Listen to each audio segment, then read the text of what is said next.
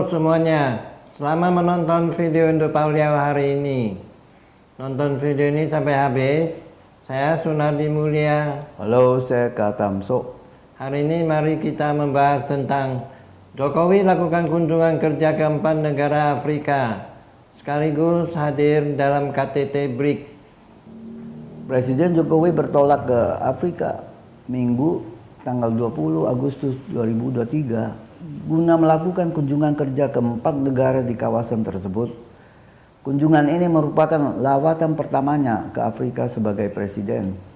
Dalam keterangan persnya sebelum keberangkatan di Bandara Internasional Kuala Namu, Kabupaten Deli Serdang, Sumatera Utara, Presiden Jokowi mengatakan, kami akan berkunjung ke 4 negara, yaitu ke Kenya, Tanzania, Mozambik, dan Afrika Selatan. Dan ini merupakan kunjungan pertama saya sebagai presiden ke kawasan Afrika. Indonesia dan Afrika memiliki hubungan historis yang panjang karena Indonesia adalah penggagas dan tuan rumah Konferensi Asia Afrika di tahun 1955. Indonesia juga berperan penting dalam melahirkan gerakan non-blok saat itu, dan spirit Bandung inilah yang akan saya bawa dalam kunjungan ke Afrika dengan memperkokoh solidaritas dan kerjasama di antara negara-negara the Global South. semangat Bandung adalah hasil KAA 1955 yang disebut sebagai Dasar-Sila Bandung. Isi Dasar-Sila Bandung antara lain menghormati hak-hak dasar manusia, serta tujuan dan asas di Piagam Perserikatan Bangsa-Bangsa.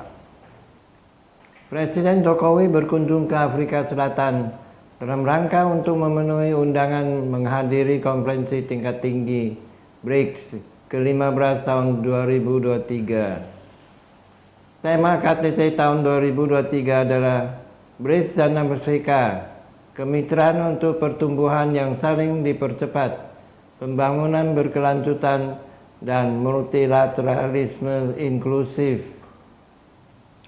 KTT BRICS dilaksanakan di Johannesburg, Afrika Selatan tanggal 21 sampai 24 Agustus 2023. Presiden China Xi Jinping, Presiden Brazil Ignatius Lula da Silva, dan Perdana Menteri India Narendra Modi datang menghadiri acara KTT ini. Bertindak sebagai tuan rumah ialah Presiden Afrika Selatan Cyril Ramaphosa. BRICS adalah blok kerjasama ekonomi yang meliputi Brazil, Rusia, India, China, dan Afrika Selatan. BRICS mencakup 43% populasi dunia dan 16% perdagangan global. Seiring dunia yang multipolar, blok ini terus mengkonsolidasikan diri sebagai kekuatan geopolitik dan geoekonomi baru untuk mengimbangi negara-negara barat. Semua kepala pemerintahan BRICS dipastikan hadir di Johannesburg, kecuali Presiden Rusia Putin yang berhalangan dan hanya akan hadir secara visual. Sejak 2017, saat KTT BRICS di China, nama Indonesia lantang disebut sebagai calon anggota blok ini. Setelah invasi Rusia ke Ukraina dan dunia semakin terpolarisasi, maka saat ini ada 40 negara antri untuk bergabung dengan BRICS. Diperkirakan dalam KTT BRICS ke-15 ini, Indonesia dan Arab Saudi yang paling berpeluang diterima menjadi anggota baru BRICS. Karena hingga saat ini BRICS belum punya wakil dari negara di Asia Tenggara dan Timur Tengah.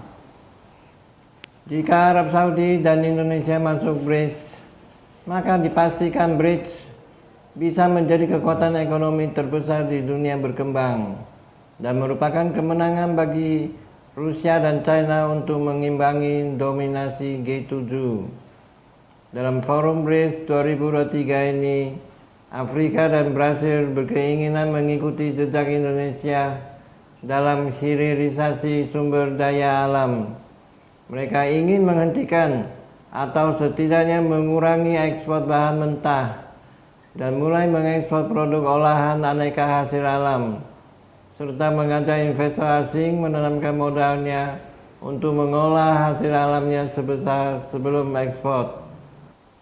Sementara itu, bank pembangunan baru yang didirikan oleh BRICS berupaya melakukan peningkatan penggalangan dana bantuan dan pinjaman kepada sesama anggota BRICS dalam mata uang lokal.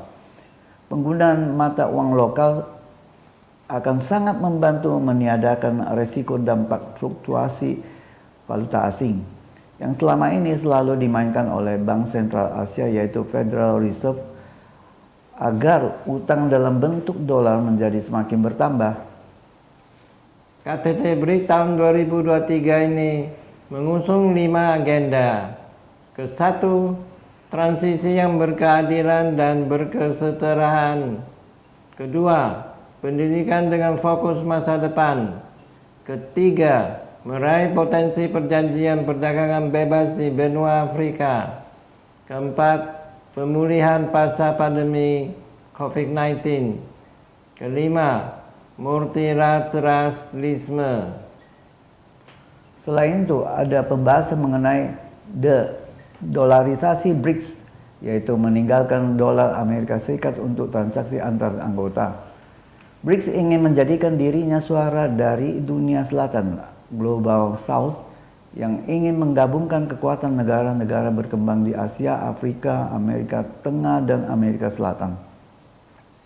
Sementara itu, Amerika Serikat terus berusaha meningkatkan hubungan bilateralnya dengan Afrika Selatan, Brasil, dan India dalam upaya untuk mengimbangi pengaruh Rusia dan China yang sangat besar yang berasal dari BRICS.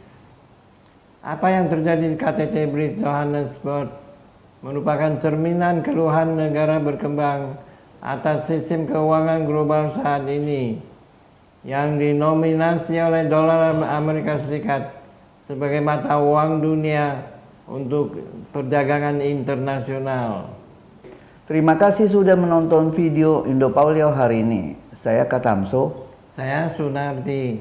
Silakan like dan subscribe, bagikan ke teman-teman Anda dan tinggalkan pesan di kolom komentar. Sampai jumpa lagi.